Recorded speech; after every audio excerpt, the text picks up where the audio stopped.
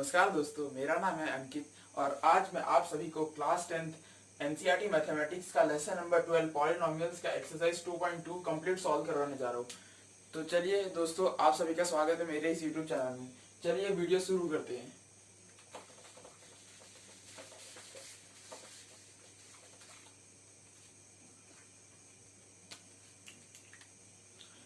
Exercise 2.2।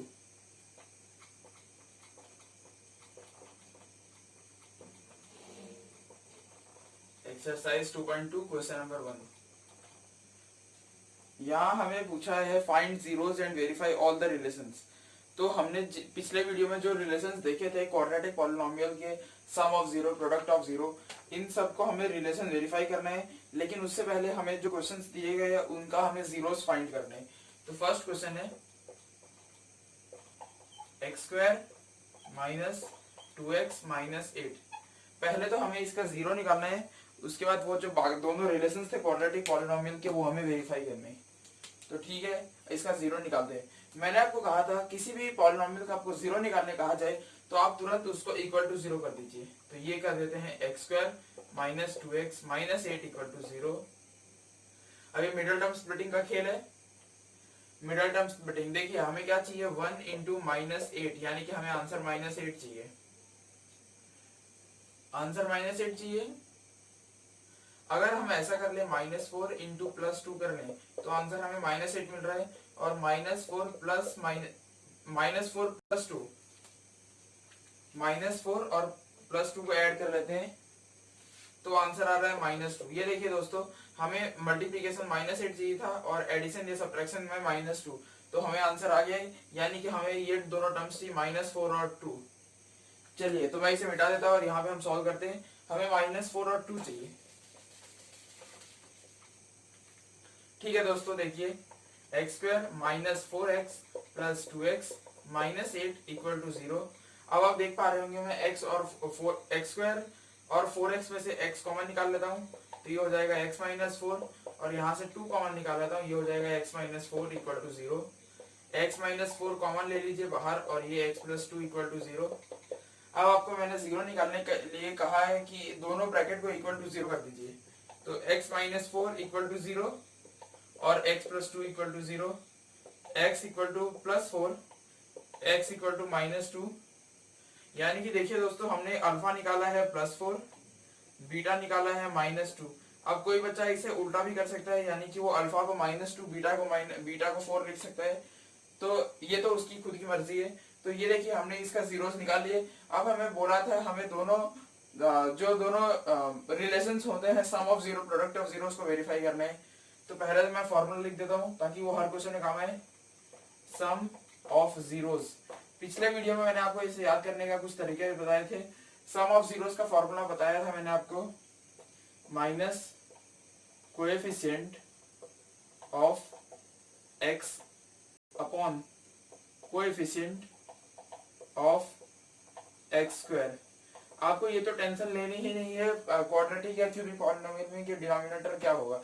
जो भी उस पॉलिनोमियल का हाईएस्ट पावर है या हाईएस्ट डिग्री, उसी का कोएफिशिएंट उसका डिनोमिनेटर होगा। और प्रोडक्ट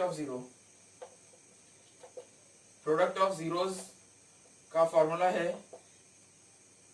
कांस्टेंट टर्म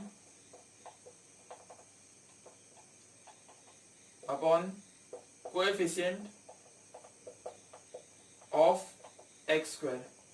चलिए दोस्तों, तो अब हमने अल्फा बीटा निकाला है, इसे वेरीफाई करते हैं। वेरीफाई में हम पहले इसे नॉर्मल तरीके से सॉल्व करते हैं, बाद में फॉर्मूला से कर लेंगे। Alpha plus beta normal add कर दीजिए, 4 प्लस -2।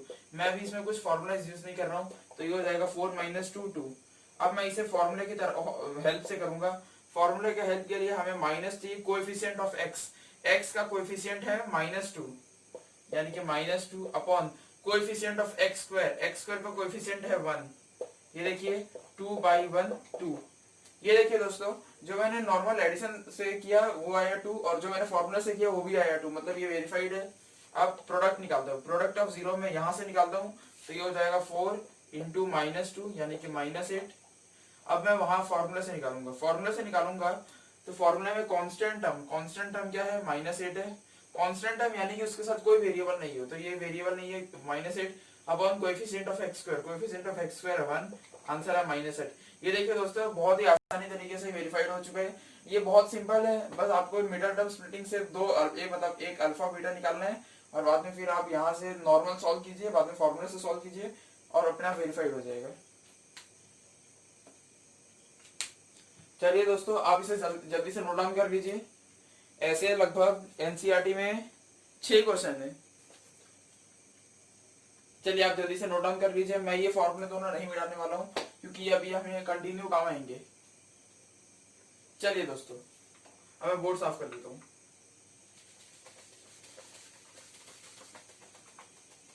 आप मेरे कराए हुए मैथ्स पे काफी भरोसा कर सकते हैं। मैंने भी 2018 में अपना बोर्ड एग्जाम दिया था 10th का।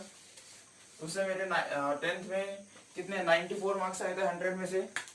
और मैं आपको बताना चाहूंगा मैंने केवल और केवल एनसीईआरटी ही सॉल्व की थी, मैंने आरटी से अपना हाथ भी नहीं लगाए थे।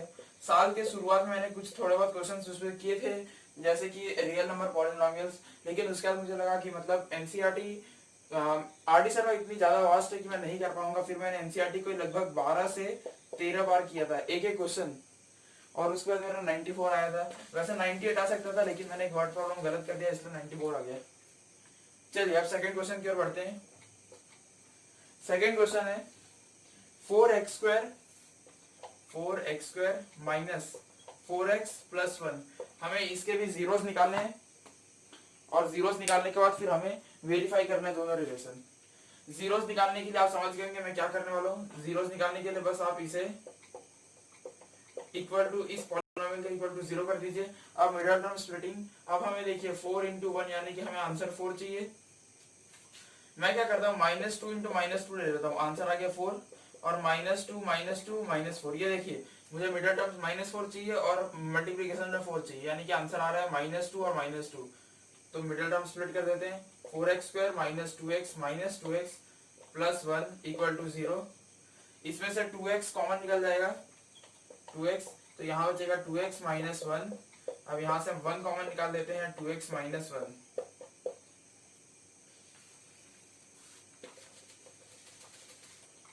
चलिए ये देखिए, ये अब आप सोच रहे हैं यहाँ प्लस है और यहाँ माइनस है, तो ये ध्यान से देखिए जब ये -1 इंटू -1 होगा तो +1 ही होगा ना, मतलब ये बिल्कुल सही तरीके से किया गया है। क्योंकि कई बच्चों को इसमें कंफ्यूजन आ जाता है कि ऊपर पॉजिटिव साइन तो अंदर नेगेटिव कैसे हो गए। अब ये दोनों ब्रैकेट सेम हो गया तो इसे यहाँ पे लिख लीजिए 2x माइनस 1 और 2x minus 1 equal to 0, 2x minus 1 equal to 0, 2x minus 1 equal to 0, 2x equal to 1, 2x equal to 1, x equal to 1/2, x equal to 1/2। अब आप देख रहे होंगे ये बिल्कुल सेम आ गया है। तो मैं एक बात आपको बताना चाहूंगा, अगर आप यहाँ ध्यान से देख पाएंगे ये है 2x minus 1 whole square equal to 0 और इसका उधर से लेके जाएंगे तो 2x माइनस 1 इक्वल टू 0, मतलब ये अंडर रूट निकलने के बाद 2x equal to 1, x equal to 1/2। तो ये आंसर बिल्कुल सही है। इसमें अल्फा और बीटा 1/2 ही होगा। अब ये नसीब से सेम हो गया है, इसमें कोई बहुत आश्चर्य होने की बात नहीं है। इसे हम लिख लेते हैं अल्फा 1/2 बीटा 1/2।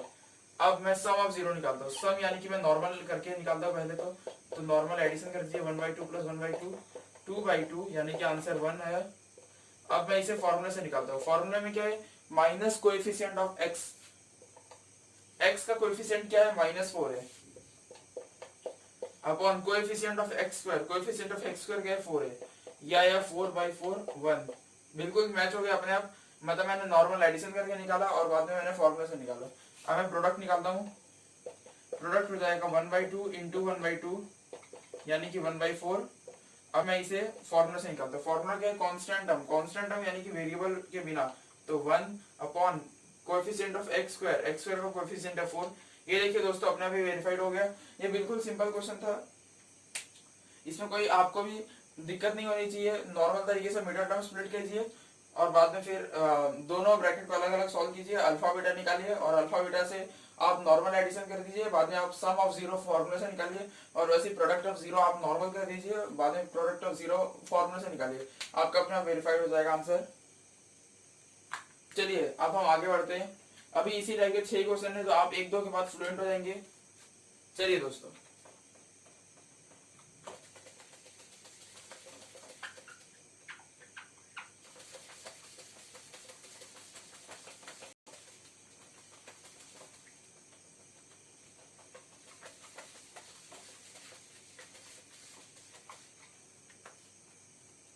नेक्स्ट इसके पार्ट पे चलते हैं, थर्ड पार्ट पे। थर्ड पार्ट लिखा है 6x² माइनस 3 माइनस 7x।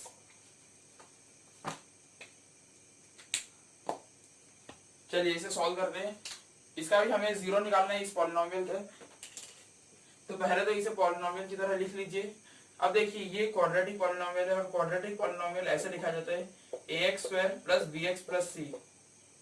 अगर आप ध्यान से देख पा रहे होंगे तो यहाँ जो bx का टर्म है वो यहाँ पे पीछे लिखा गया, तो पहले इसे सही से कर लीजिए। ये हो जाएगा 6x² माइनस 7x माइनस 3। क्योंकि देखिए कॉन्स्टेंट टर्म पीछे लिखा जाता है। अब मिडल टर्म स्प्लिट करते हैं। मिडल टर्म स्प्लिट करने के लिए आप इसे मल्टीप्लाई कीजिए 6 इंटू माइनस 3, यानी कि माइनस 18। आपको आंसर माइनस 18 चाहिए, माइनस 18 चाहिए। आप ऐसा कर सकते हैं माइनस 9 इंटू 2 कीजिए, आपको आया माइनस 18।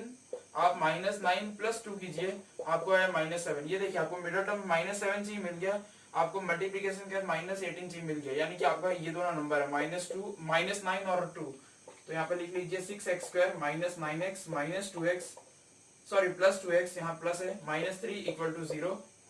अब ये दोनों में से 3x कॉमन निकल जाएगा, तो यहाँ बचेगा 2x minus 3 plus 1, 2x minus 3 equal to 0, 2x minus 3, 3x plus 1 equal to 0, 2x minus 3 equal to 0, 3x plus 1 equal to 0। इसे वहां भेज दीजिए। 2x equal to 3, x equal to 3/2। ये देखिए अल्फा आ चुका है। अब यहां से निकालते हैं 3x equal to minus 1, x equal to minus 1/3। Beta भी आ चुका है। हमने नॉर्मल तरीके से मिडल टर्म स्प्लिट किया, बाद में आपस में दोनों ब्रैकेट को एक दूसरे से अलग अलग सॉल्व कर दिया। तो अब मैं यहाँ पे वेरिफिकेशन के लिए करता हूँ। ये देखिए दोस्तों, ये रहा अल्फा आ गया 3/2, बीटा आ गया माइनस 1/3। अब सम लेते हैं। सम के लिए पहले तो मैं नॉर्मल ऐड कर देता हूँ। 3/2 प्लस माइनस 1/3, यानी कि ये हो जाएगा 3/2 माइनस 1/3। अब इसके एलसीएम ले लीजिए। यहाँ पे 3 मल्टीप्लाई होगा और वहां पे 2, यहाँ भी 3 मल्टीप्लाई हो जाएगा और यहाँ पे 2। तो 3 3 9 3 2 6 माइनस 2/6। ये हो जाएगा 9 माइनस 2 7। तो देखिए नॉर्मल, मतलब नॉर्मल तरीके से सॉल्व करके आया 7/6। अब मैं क्या करता हूँ, फॉर्मूले से सॉल्व करता हूँ। फॉर्मूले से सॉल्व करने के लिए मुझे चाहिए minus coefficient of x। x का कोएफिशिएंट देखिए, x का कोएफिशिएंट है -7 upon coefficient of x²। Coefficient of x² है 6। तो ये देखिए दोस्तों, जादू तो होगा ही, क्योंकि अगर आप आंसर सही से लाएंगे तो जादू तो बिल्कुल होगा। मैंने इसे नॉर्मल तरीके से ऐड किया तो आ गया, और इसे फॉर्मूले से किया तभी भी आ गया। ठीक है, अब मैं मल्टीप्लिकेशन करता हूँ, यानी कि प्रोडक्ट लेता हूँ। नॉर्मल, पहले नॉर्मल मल्टीप्लिकेशन का 3/2 इंटू माइनस 1/3। 3 से 3 कट गया, यह आया माइनस 1/3। ठीक है, अब मैं फॉर्मूला यूज करता हूँ। फॉर्मूला क्या कहता है, कांस्टेंट टर्म। कांस्टेंट टर्म क्या है, -3 है, upon coefficient of x²। Coefficient of x² है 6। इसे आप लोएस्ट टर्म में ले लीजिए, यह आएगा माइनस, अरे हाँ दोस्तों ये देखिए 3 3 तो बढ़िया, यहाँ पे तो 2 आएगा, यहाँ मैंने गलती कर दी है। हाँ ये देखिए दोस्तों, मैच हो गया आंसर। यहाँ आंसर हमारा गलत नहीं था। यहाँ पे क्या था, हमने 3 3 काटने के बाद भी 3 लिख दिया, लेकिन ठीक है मैंने गलती सुधार ली है। तो अब आप समझ गए कि 3 क्वेश्चन करने का इन दोनों फॉर्मूलाज की काफी इंपॉर्टेंस है। आप इसे ध्यान से नोट डाउन कर लीजिए। पहले तो आपको मिडिल टर्म स्प्लिटिंग सही से करनी है। मिडिल टर्म स्प्लिटिंग गलत हो गई तो बाद में आपका क्वेश्चन गलत ही होने वाला है। बाद में इसे दोनों ब्रैकेट को अलग करके सॉल्व कीजिए, अल्फा बीटा निकालिए, अल्फा प्लस बीटा निकालिए, ऐसे करके मतलब नॉर्मल तरीके से। उसे बाद में फॉर्मूले से मैच कर लीजिए, बाद में अल्फा बीटा निकालिए नॉर्मल मल्टीप्लिकेशन से, फिर उसे फॉर्मूले से मैच कर लीजिए। चलिए ठीक है दोस्तों, आप इसका इसे नोट डाउन कर लीजिए। 3 पार्ट तो हो चुके हैं हमारे सॉल्व करते हुए। अब मैं मिटा देता हूँ, बोर्ड साफ करता हूँ।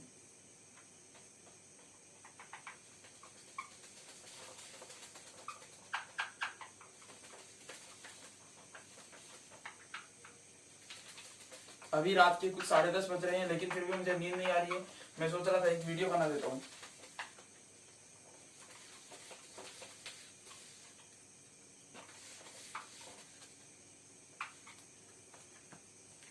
चलिए क्वेश्चन नंबर 1 के फोर्थ पार्ट चलते हैं। फोर्थ पार्ट है 4u² प्लस 8u। अब हमें इसमें भी वही बताना है, हमें जीरोस निकालने हैं और बाद में वेरीफाई करना है इन दोनों फॉर्मूले से। ठीक है, हम जीरोस निकालते हैं। जीरोस निकालने के लिए मैंने आपको कहा कि आप क्या कीजिए, इक्वल टू 0। इसमें से आप कॉमन निकालेंगे तो ये बचेगा u प्लस 2। कोई मैंने बड़ी बात नहीं कर दी यहाँ पे, 4u को बस यहाँ से दोनों से कॉमन निकाला है। अब देखिए दोनों ब्रैकेट है, दोनों इक्वल टू 0 होंगे। 4u equal to 0, u plus 2 equal to 0। यहाँ से हो जाएगा u equal to 0/4, u equal to -2, u equal to 2, u equal to -2। ये देखिए अल्फा आ चुका है आपका, अल्फा आ गया 0, बीटा आ गया -2। तो इसी के साथ हमने अल्फा बीटा निकाल लिया। मतलब क्या, यानी कि इस इक्वेशन के, इस पॉलिनोमियल के दो, इक्वेशन नहीं बोल सकते, पॉलिनोमियल बोलना पड़ेगा, गलती से मैंने इक्वेशन बोल दिया। इस पॉलिनोमियल के दो रूट्स निकाल लिए, दो जीरोस निकाल लिए। अब हम सम निकालते हैं इसका, सम नॉर्मल तरीके से। तो 0 प्लस -2 यानी कि 0 -2 यानी कि आंसर आया -2। ठीक है, अब मैं क्या करता हूँ, मैं फॉर्मूला से निकालता हूँ। फॉर्मूला क्या है, minus coefficient of x। Coefficient of x यहाँ पे कोएफिशिएंट ऑफ u हो जाएगा अपने आप। तो कोएफिशिएंट ऑफ u 8 है अपॉन कोएफिशिएंट ऑफ x² यानी कि कोएफिशिएंट ऑफ u²। ये देखिए -2, आंसर आ गया बिल्कुल सेम। अब मैं अल्फा बीटा से निकालता हूँ। अल्फा बीटा क्या है, 0 इंटू -2। 0 से मैंने आपको कितना बताया है, 0 से कुछ भी मल्टीप्लाई होगा तो आंसर 0 ही आएगा। और अल्फा बीटा को मैं फॉर्मूला से निकालता हूँ, कांस्टेंट टर्म। अगर आप ध्यान से देखेंगे तो यहाँ पे ये वेरिएबल टर्म है, ये भी वेरिएबल टर्म है, कांस्टेंट टर्म ही नहीं है, यानी कि उसका वो तो 0 ही हो जाएगा अपने आप। अपॉन कोएफिशिएंट ऑफ x² यानी कि कोएफिशिएंट ऑफ u², 4, 0/4 0। तो एकदम सिंपल तरीके से खुद से वेरीफाइड हो रहा है, हम इसमें कुछ खास नहीं कर रहे हैं। बस हमें ये निकालना सही जाना चाहिए। तो वेरीफाई है, वेरीफाई तो खुद से होगा ही, क्योंकि वेरीफाई यानी कि वो आंसर तो आने ही वाला था। चलिए थोड़ा बहुत पसीना मुझे भी आ रहा है।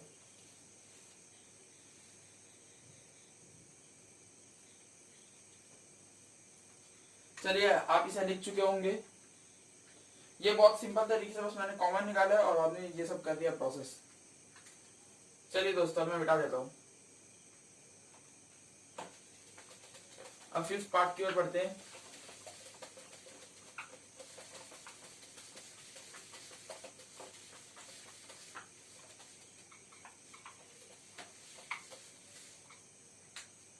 फिफ्थ पार्ट एनसीईआरटी क्वेश्चन है p² -15।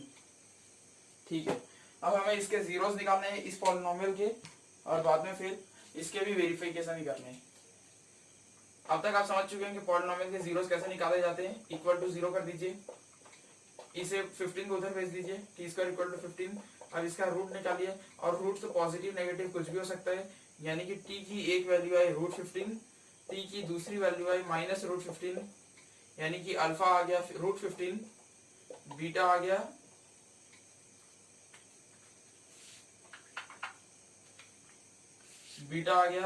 -√15। ठीक है, अब हमें इसका वेरिफिकेशन करना है। तो पहले हम सम निकाल लेते हैं। सम यानी कि दोनों को ऐड कर दीजिए, √15 प्लस -√15, ये हो जाएगा √15 -√15 इक्वल टू 0। ठीक है, अब इसे मैं फॉर्मूला से निकालता हूँ। अगर आप फॉर्मूला से देखेंगे तो यहाँ पे लिखा है minus of coefficient of x। अब यहाँ पे वेरिएबल t है, यानी कि कोएफिशिएंट ऑफ t। अब अगर आप देखेंगे t करके कोई टर्म नहीं, t² है, t का कोई टर्म नहीं, तो उसका कोएफिशिएंट भी 0 ही होगा, सीधी बात। अपॉन कोएफिशिएंट ऑफ x² यानी कि कोएफिशिएंट ऑफ t² का कोएफिशिएंट है 1। अब 0/1 0। अब अल्फा बीटा प्रोडक्ट निकालते हैं। प्रोडक्ट के लिए देखिए √15 इंटू -√15, √15 15 और एक नेगेटिव लग गया। अब मैं फॉर्मूला से निकालता हूँ। फॉर्मूला है कांस्टेंट टर्म, कांस्टेंट टर्म -15 है। कांस्टेंट टर्म यानी कि कोई वेरिएबल ना हो, तो constant term -15 upon coefficient of x² यानी कि t² का कोएफिशिएंट 1। ये देखिए अपने आप आंसर वेरीफाई हो गया, सम भी निकल गया, प्रोडक्ट भी निकल गया। तो आप इसे लिख लीजिए, बहुत सिंपल क्वेश्चन है, एनसीईआरटी कोई बड़ी बात नहीं है। अगर आप इस टाइम आर डी शर्मा जैसे बुक्स पे लगे रहेंगे तो कहीं ना कहीं आपका सिलेबस छूट जाएगा। आप एनसीईआरटी को लगभग 12, 13, 15 बार कर लीजिए, आपका मतलब क्या मैं क्या कह सकता हूँ, मैं ये कह सकता हूँ आपका 95+ मिनिमम आ जाएगा मैथ्स में।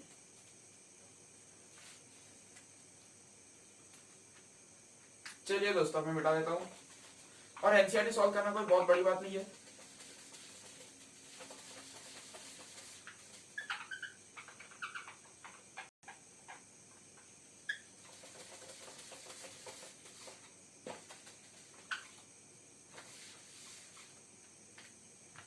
अब लास्ट इसके पार्ट में चलते हैं, क्वेश्चन पार्ट 6 है 3x² माइनस x माइनस 4।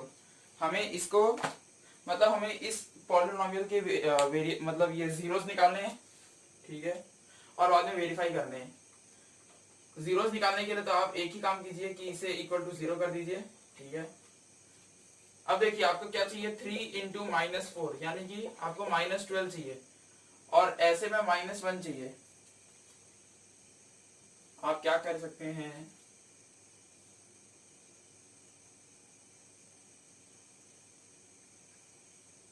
-12 चाहिए आपको। अगर आप ये कर रहे हैं -4 + 3 कर रहे हैं तो आंसर -1, वहां से तो सेटिस्फाई हो जाता है। और -4 इंटू 3 कीजिए तो देखिए -12।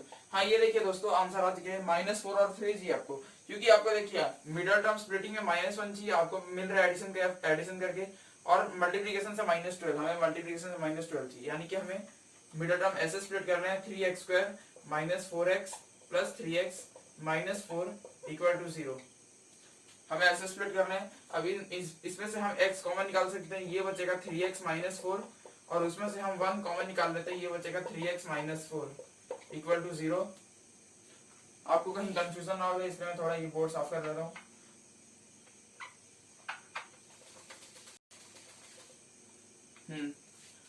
और देखिए अब इसमें कॉमन निकाला था 3x - 4 x + 1 = 0। अब इसको यहाँ सॉल्व कीजिए, 3x - 4 = 0, x + 1 = 0, 3x = 4, x = -1। ये देखिए बीटा आ गया। अब अल्फा निकाल लेते हैं, अल्फा आ गया 4/3। तो इसी के साथ अल्फा और बीटा आ चुके हैं। अल्फा आ गया है, पता नहीं ये मार्कर अच्छे से नहीं चल रहा है, मैं दूसरा मार्कर यूज कर लेता हूँ। ये देखिए दोस्तों अल्फा है 4/3, अल्फा 4/3 और बीटा -1, ठीक है। अब हम सम ऑफ 0 निकालते हैं। सम के लिए नॉर्मल एडिशन कर दीजिए, ये हो जाएगा 4/3 प्लस -1, ये हो जाएगा 4/3 1/1 × 3 × 3, तो ये हो जाएगा 4/3 - 3/3। तो देखिए मैंने नॉर्मल तरीके से ऐड किया तो आंसर आया 1/3। अब मैं इसे फॉर्मूले की हेल्प से करता हूँ। फॉर्मूला है minus coefficient of x। x का देखिए कोएफिशिएंट क्या है, -1 है, upon coefficient of x² x² का कोएफिशिएंट है 3। ये देखिए आंसर तो आना ही था, अगर आप बिल्कुल सही तरीके से सॉल्व करेंगे तो आंसर तो आप लेकर जरूर आएंगे। अब अल्फा बीटा यानी कि प्रोडक्ट निकालते हैं। प्रोडक्ट इन दोनों को मल्टीप्लाई कर देते हैं, 4/3 × -1, आंसर आया -4/3, ठीक है। अब मैं फॉर्मूला से निकालता हूँ, फॉर्मूले की हेल्प से कांस्टेंट टर्म, कांस्टेंट यानी कि जिसके पीछे कोई वेरिएबल ना हो, तो यानी कि -4 अपॉन कोएफिशिएंट ऑफ x² 3। देखिए बिल्कुल एकदम मक्खन की तरह क्वेश्चन सॉल्व हो जा रहे हैं, और यही है एनसीईआरटी अच्छे तरीके से सॉल्व करने का। बार बार एनसीईआरटी सॉल्व करेंगे तो आपका भी ऐसे ही होगा, आपको भी फिर एनसीईआरटी के क्वेश्चन से आप फंसेंगे नहीं। चलिए आप इसे जल्दी से नोट डाउन कर लीजिए। एक्सरसाइज 2.2 में एक और क्वेश्चन बचा है, सेकंड क्वेश्चन। बस मैंने मिडिल टर्म स्प्लिटिंग आपको सही से आनी चाहिए। मिडिल टर्म स्प्लिटिंग अगर आप गलत कर देंगे तो आप बिल्कुल नहीं आंसर्स में कभी नहीं पहुंच पाएंगे। चलिए दोस्तों मिटा देता हूँ। अब क्वेश्चन नंबर 2 की ओर बढ़ते हैं।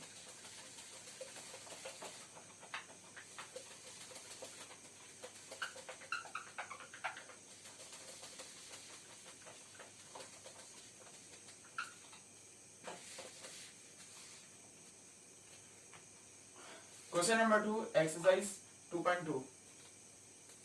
थोड़ा पसीना मुझे भी आ रहा है।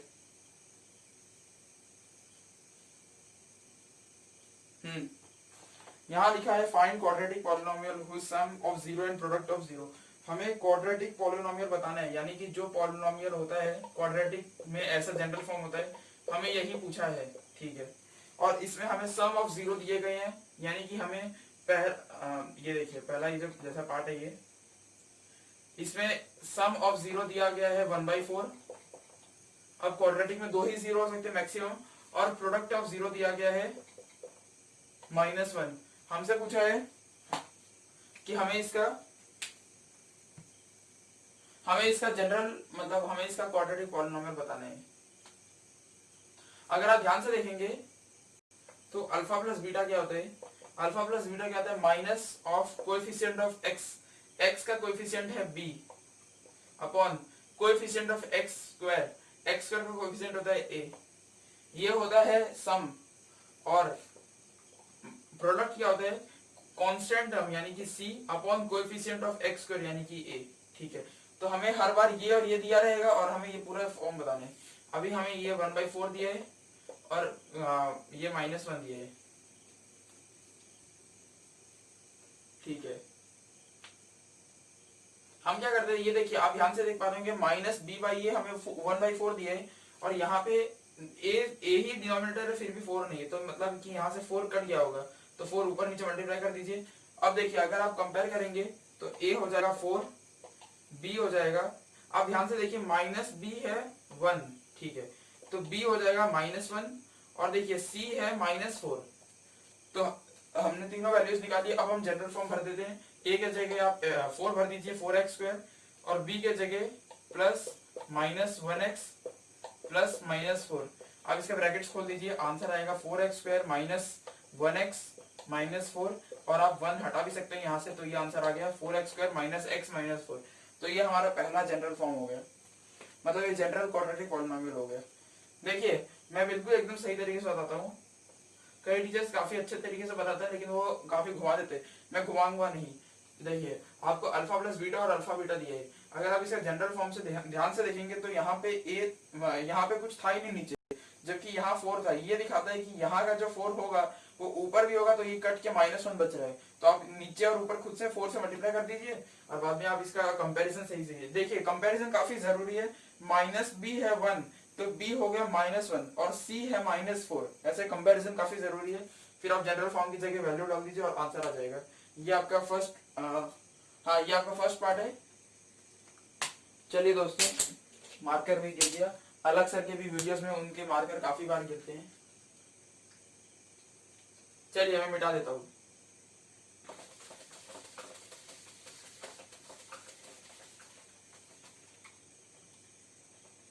अब नेक्स्ट क्वेश्चन की ओर बढ़ते हैं। मैं यहाँ पे जनरल फॉर्म लिख के रख देता हूँ ताकि आपको कंपैरिजन में आसानी होगी।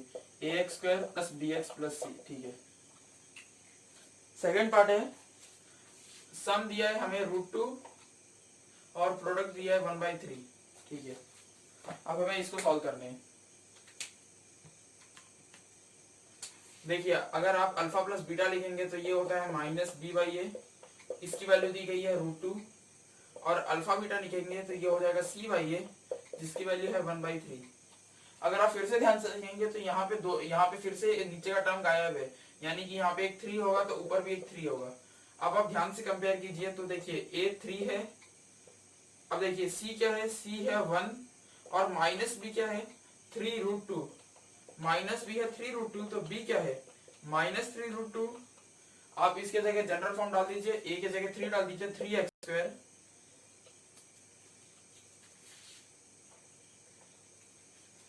3x², और देखिए b के जगह आप -3√2x प्लस c के जगह आप 1 डाल दीजिए, यह क्या 3x² -3√2x + 1।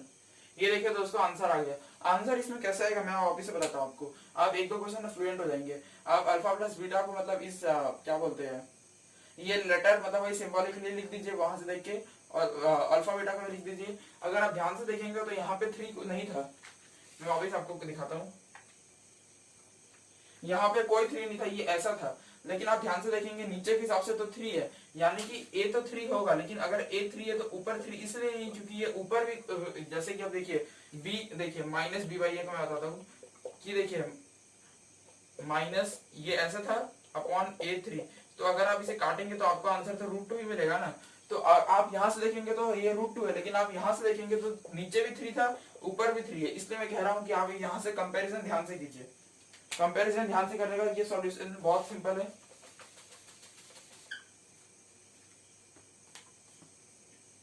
चलिए दोस्तों, अब मैं मिटा देता हूँ। चलिए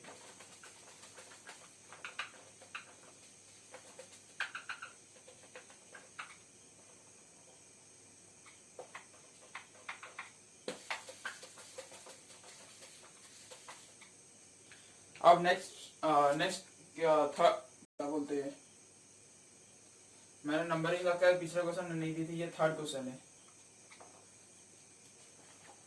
ठीक है, थर्ड क्वेश्चन है। सम दिया है 0, मतलब ठीक है, और प्रोडक्ट दिया है √5। ठीक है, हमें ये क्वेश्चन दिया गया है और हमें इसका जनरल फॉर्म बताना है। आप सम की जगह 0 लिख दीजिए। पहले सम क्या होता है, -b/a है जो कि 0 दिया है, और प्रोडक्ट दिया है आपको √5। ठीक है, ये देखिए दोस्तों, आप इसे अंदर खुद से 1 लगा लीजिए। अगर आप 1 लगा लेंगे तो a की वैल्यू क्या आ रही है, a की वैल्यू क्या है 1 कंपेयर करके, c की वैल्यू है √5 और b की वैल्यू देखिए -b है 0, तो b है 0। अब ये 0 नेगेटिव पॉजिटिव होता नहीं है। अब इसके जगह a के जगह 1 लिख लीजिए, 1x² प्लस 0x प्लस √5। तो आपका जनरल फॉर्म आ गया x²।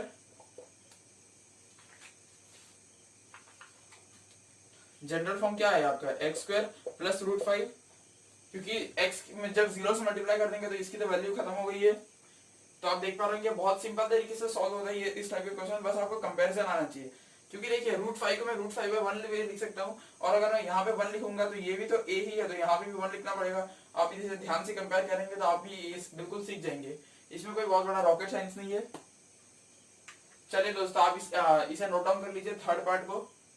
कुछ देर बाद ये लेक्चर कंप्लीट हो जाएगा, फिर मैं भी अपना सोने चला जाऊंगा, रात हो रही है।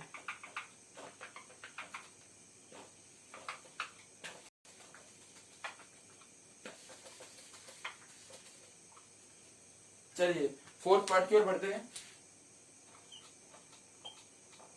फोर्थ पार्ट में हमें सम दिया गया है 1 और प्रोडक्ट दिया गया है 1। ठीक है, इसमें सम और प्रोडक्ट दोनों 1 ही दिया गया है। सॉल्व करते हैं। ये देखिए, आप यहाँ पे 1 लिख लीजिए और यहाँ पे भी 1। आप इसे 1/1 खुद से कर लीजिए, इसे भी कर लेते हैं। अगर आप ध्यान से कंपेयर करेंगे तो a है 1, c है 1, -b है 1, b है -1। देखिए -b है 1 तो b है -1। अब a के जगह आप 1 लिख दीजिए, 1x²। b के जगह आप -1 आपको लिखना पड़ेगा, यानी कि -1x। c के जगह आपको 1 लिखना पड़ेगा। अब इसका 1 हटा दीजिए और इसमें भी हटा दीजिए। ये देखिए आपका जनरल फॉर्म आ गया, x² - x + 1। ये जनरल फॉर्म वाले क्वेश्चन काफी इजी है, बस लेकिन लोग कंपैरिजन सही से एग्जाम में नहीं कर पाते, एग्जाम का प्रेशर रहता है। और इस साल तो कोरोना की वजह से स्कूल्स भी खुले नहीं है, तो काफी टीचर्स बोर्ड पर टीच नहीं कर पाए होंगे। चलिए, आपने जरूरी से नोट डाउन कर लिया होगा। चलिए मिटा देता हूँ।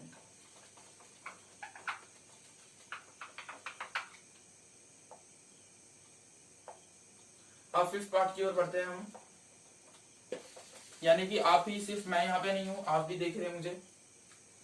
फिफ्थ पार्ट है। फिफ्थ पार्ट में हमें सम दिया गया है -1/4 और प्रोडक्ट दिया गया है 1/4। ठीक है, अब हमें इसका जनरल फॉर्म बताना है। जनरल फॉर्म ना, ठीक है, आप सम की जगह लिख लीजिए -1/4, प्रोडक्ट की जगह लिख लीजिए 1/4। आप इसे ध्यान से देख पाएंगे, a = 4, a = 4, तो a अपने आप 4 हो गया, c = 1। ठीक है, और देखिए -b = -1, ये कट गया, b आ गया 1। आप इसके जगह वैल्यूज डाल दीजिए, a के जगह 4x² प्लस b के जगह 1x प्लस c के जगह भी 1, तो ये हो जाएगा 4x² प्लस x + 1। ये काफी मक्खन की तरह हमारे सवाल निकल रहे हैं, बस हमें कंपैरिजन सही से आना चाहिए। अगर आप कंपेयर सही से नहीं कर पाएंगे तो आप उस जनरल फॉर्म को होते हुए भी आप सॉल्व नहीं कर पाएंगे। चलिए दोस्तों, अब तक आपने नोट डाउन कर लिया होगा।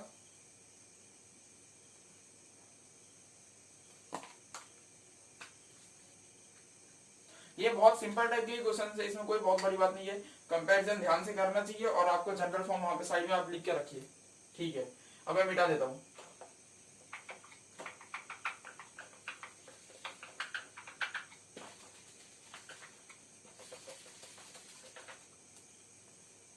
अब मैं 6 पार्ट की ओर बढ़ता हूँ, जो कि इसका लास्ट पार्ट है। उसके बाद आप सबकी छुट्टी हो जाएगी, मैं भी सोने चला जाऊंगा और आप सब भी अपने घर पे अपना जो भी काम है वो कर सकते हैं। 6 पार्ट है, इसमें हमें सम दिया गया है 4 और प्रोडक्ट दिया गया है 1। ठीक है, अब हमें इसका जनरल फॉर्म बताना है। देखिए, आप सम की जगह लिख लीजिए 4 और प्रोडक्ट की जगह लिख लीजिए 1। अब देखिए दोस्तों, अब यहाँ पे आप देखेंगे डिनोमिनेटर है ही नहीं, तो आप 1 लगा लीजिए खुद से डिनोमिनेटर। अब आप ध्यान से कंपेयर करिए, a हो गया 1, माइनस बी हो गया 4, b हो गया -4, c हो गया 1। बस कंपैरिजन ध्यान से करना है आपको। वैसे भी क्वाड्रेटिक पॉलीनोमियल में आपके पास दो इक्वेशन है, कोई बहुत बड़ी बात नहीं है। a के जगह आप 1 लिख लीजिए यानी कि 1x², b के जगह आप -4 लिख लीजिए यानी कि -4x, प्लस c के जगह 1, तो ये आया x² - 4x + 1। तो देखिए दोस्तों, इसी के साथ हमारा एक्सरसाइज 2.2 एनसीईआरटी कंप्लीट सॉल्व हो जाता है। मुझे आशा है आप सभी को ये वीडियो अच्छे से समझ आया होगा। जय हिंद, जय भारत।